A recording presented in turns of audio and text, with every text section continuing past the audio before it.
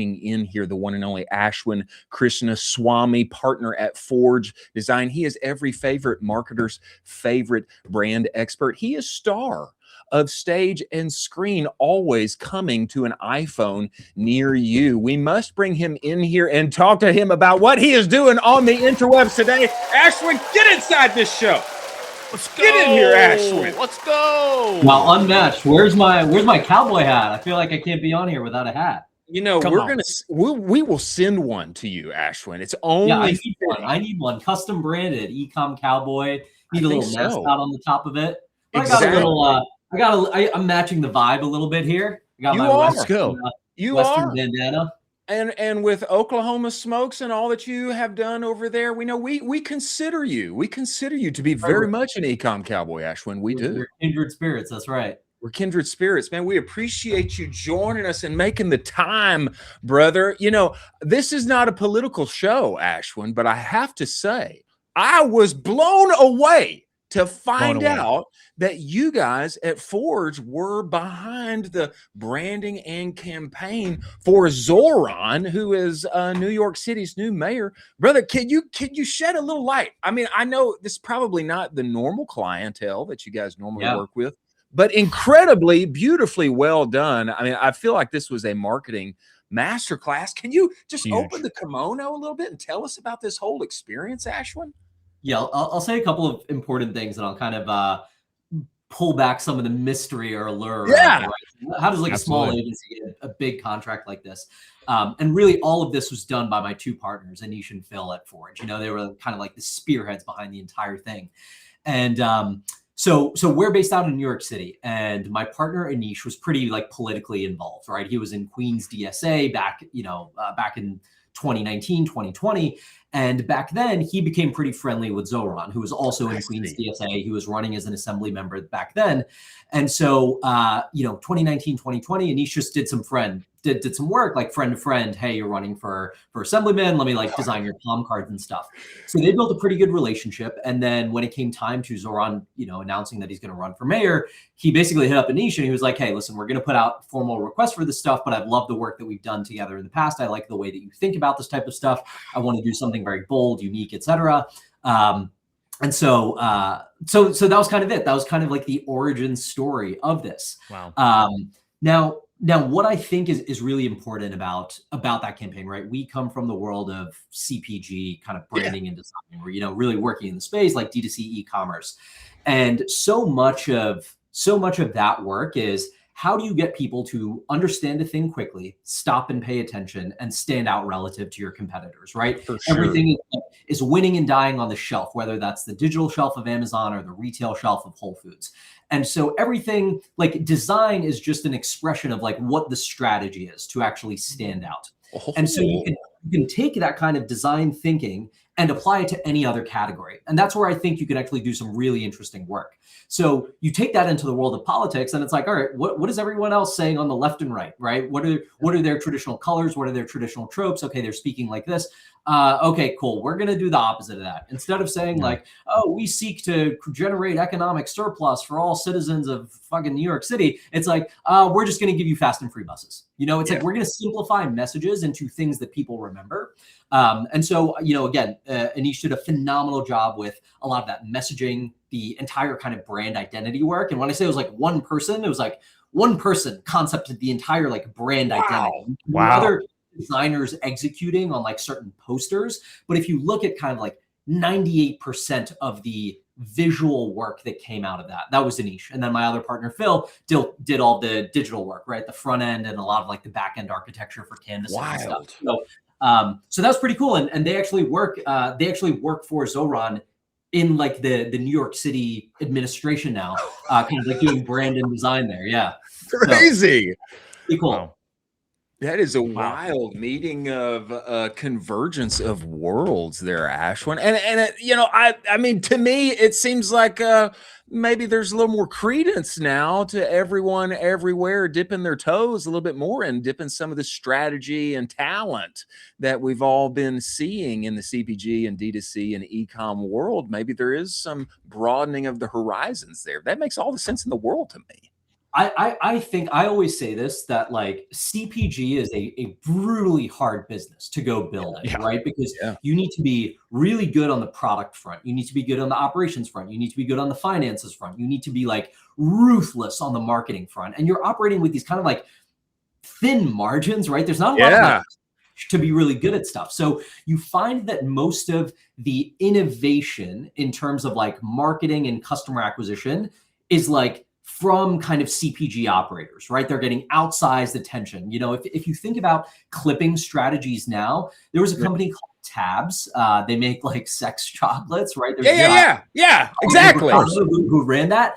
And in 2020, he kind of like started with the strategy of hiring 1,000 different creators, having them all have their dedicated TikTok accounts, generating 30, 40, 50 videos a day, right? And now it's become like almost a mainstream strategy that like people in the media are using, people in music are using. But you have to find these kind of like clever hacks and ways to get attention that you kind of sharpen your skills, where if you go into the world of B2B and politics, it's like, they don't like think like that. The marketers there, especially if they've been in that space for a long time. So I actually think there's a lot of opportunity for talent to go to these other spaces and like yield outsized results. It's a great point. That's incredible. I love the idea of a politician potentially just like doing a clipping strategy of like 1,000 people and just rock and rolling with it. I would love for you to talk about. I think we're going to see that, especially with some of these younger guys. There's James Fishback down in Florida. You know, there's what's a Jack Schlossberg, you know, running kind of like his social media stuff. And I think like the younger guys and girls like understand it. They understand how like social is moving. The game. We're going to tap into all of this stuff. That's interesting. Well, I mean, jumping off of that, like in that same vein of creators, you had a very interesting take very recently about VCs hiring creators. I would love for you to dive into this take and kind of explain your stance on it and what you think this means for kind of the quote unquote standard VC guy.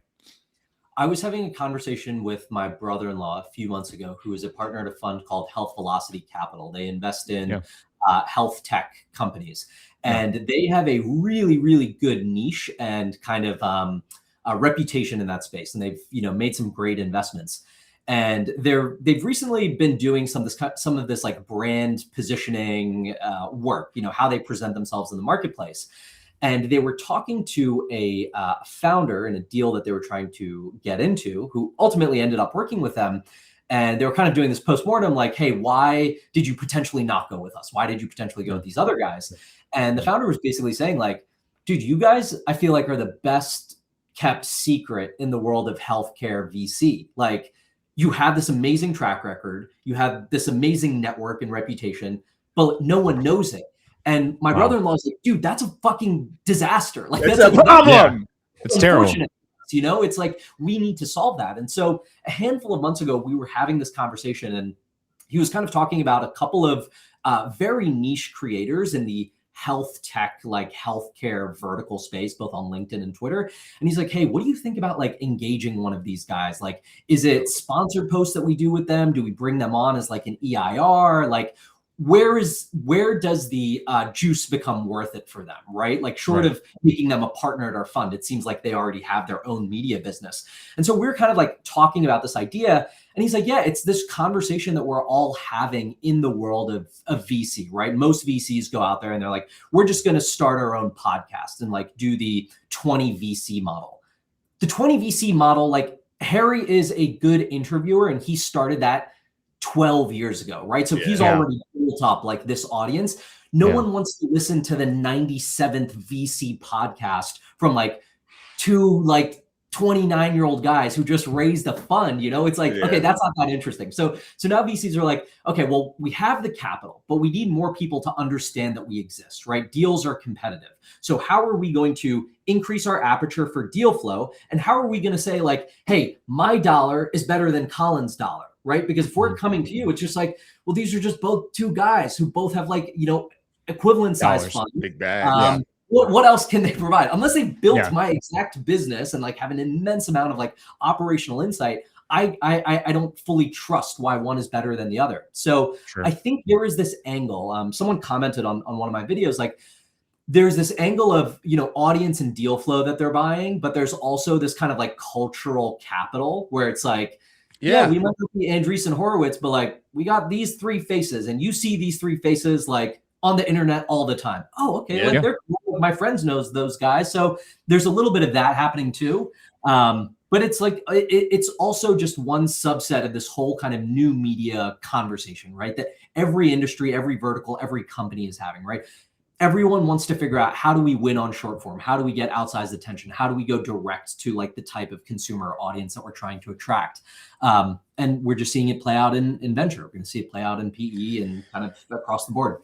It's such an interesting phenomenon to me, because this is like largely categorized in like, this is like big boy money. It's like blue blood money, in my mind. I have always wondered about this, or I've wondered about this for the past 2 or 3 years, about this same kind of thing at a lower kind of nitty gritty D2C type level, especially for brands who, some people really crack creators, others don't. It's frustrating. Oh, it's so much money, all of the things. And I have always wondered, and I really wanted to do this when we were at Bruce Bolt, when we were growing that baseball company, about bringing a young up and coming creator in-house, allowing them to keep everything that they're doing outside of that, but bringing them in-house, giving them a steady paycheck, and allowing them to both build your brand and their brand by getting them in early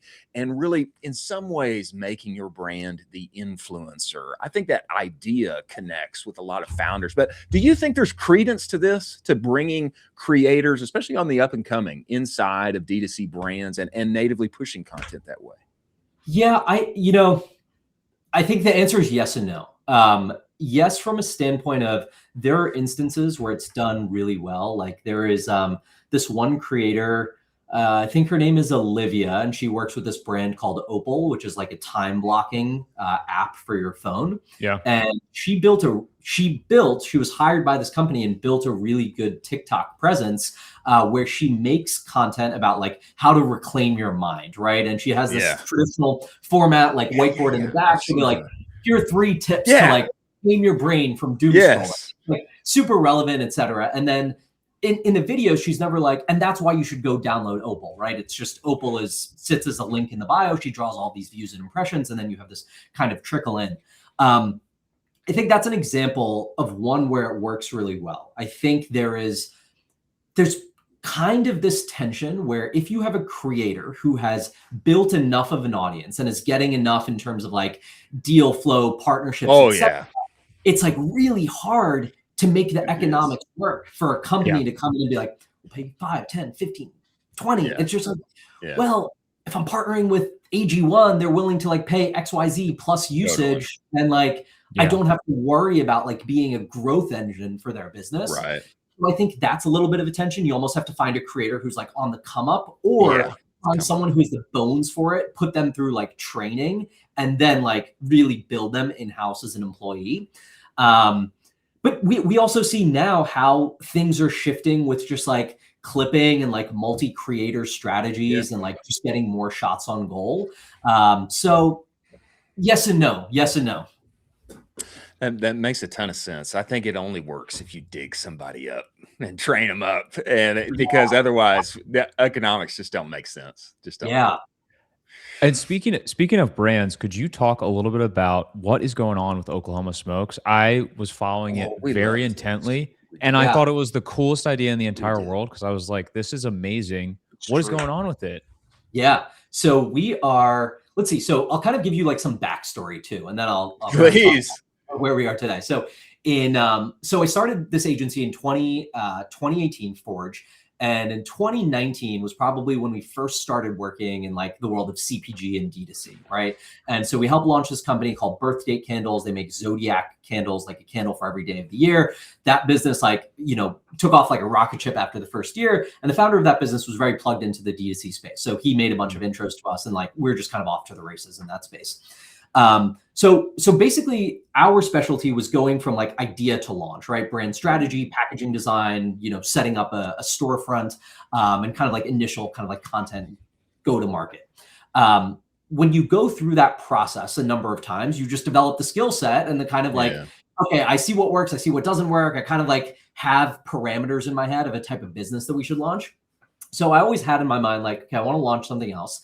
And then one of my buddies from college who runs a venture fund that invests in cannabis and cannabis adjacent technology came to me, and this was probably late 2019. And he was just like, hey, I think there's this opportunity in like CBD form factors and exploring them. And there was like some early data that CBD usage could reduce nicotine cravings, like up to 50%. So we're like, okay, that's kind of interesting.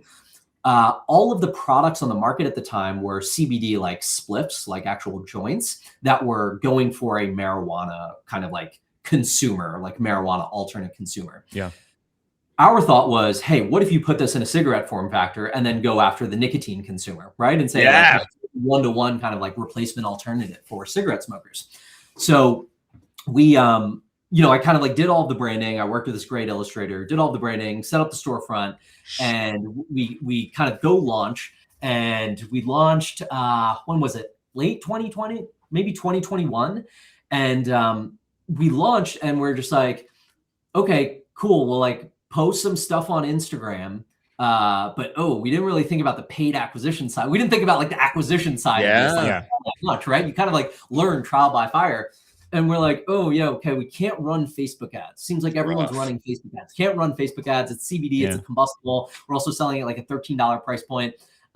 So TikTok was kind of taking off at the time. So I got on TikTok one day. I made like one TikTok video and we did like $10,000 in sales off of that TikTok. Wild. This was 2021 and like TikTok's giving out views like crazy, right? Our first 40 videos all had like over 1 million views, right? So every day I'm in there, I'm just like making TikTok videos. And I'm like, hey, cigarette, it's made with CBD. It's addictive free. It's the same video I'm making almost every day, different sounds and stuff. So TikTok basically became this acquisition engine for us. And we're like, okay, this is the channel. And we're just going to like kind of grow through organic here. So again, I'm running my agency at this time. My partner is running his venture fund. We're both just kind of like doing this part-time. I'm just like making TikToks. And we're kind of like, we're growing. We probably get to like months where we're doing like 75K to 100K. Awesome. It's profitable. Each of us put in like $4,500 into the business. And we're like, okay, this is like cool. We have, we're both in New York City. We have someone helping us out on the fulfillment side. We have someone helping us out on the CX side. It was, so we basically figured out an organic channel, but an organic channel is tough because your customers come in as a virtue of like your ability to make content that gets widely distributed, right? So it's kind of like hard to predict month over month, like where's the growth going to come from? Are we going to have viral bangers? We hired a bunch of creators. We did the tab strategy. We incentivized our existing creators to make content, like gave them cash rewards for like creating stuff. And, it kind of like, probably a year after this, I started making content too on like the personal, based on just like stuff I'm learning, stuff I'm doing with my clients. And so then it kind of became like even more of a backseat, but it was always just kind of like growing and like somewhat steady state of a business. And then last year we really looked at the business and we're like, okay, here's where the business is from like a top line standpoint. It's profitable. We have this like one SKU.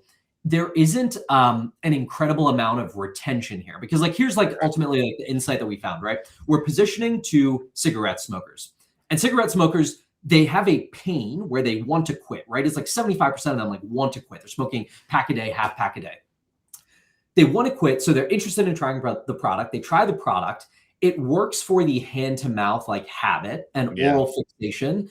But they're like, there is such a disconnect between the taste of tobacco and nicotine and the taste of CBD, as well as the aroma of CBD. Makes sense. So they're like, it's not a product that I can retain or replace one-to-one. If anything, it makes me want to go back to just smoking a tobacco cigarette now. So we're like, okay, that audience that's like a non-starter audience to like basically build off of, right? Is kind of like one insight there. Then you have these other audiences, which are like social smokers or casual smokers. Yeah. Okay, they're great, but oftentimes they're, maybe they'll buy like a pack that keeps them for like 2 or 3 months. Yeah. Or they are more of an impulsive purchaser, right? Where it's like, I want to buy it night of when I'm out drinking. I'm like in the Lower East Side. Like I want to find it at my convenience store. That's it. Yeah. So it's, and I'm giving you this kind of like whole kind of arc of this. So we kind of like looked at the business and we're like, hey, to really grow this, I think it's either you expand into different SKUs and like you kind of build a different business here. You get into retail, and we kind of tested our feet in the water with retail. I think we'd have to finance the business differently and like would have to raise some capital and really be more thoughtful and intelligent about it. Or we just kind of like keep it as a D2C business. And at this time, both of us like had other things that were like working quite well. And, you have to just like look. There was this element of us where we're like, oh, it's such a cool brand and such a cool product. And like, we loved building it, but it's like, that's not a good reason to just like keep doing it. It's like, it's a matter of opportunity cost and so on. So we found some partners who are interested in taking it into retail, expanding into SKUs.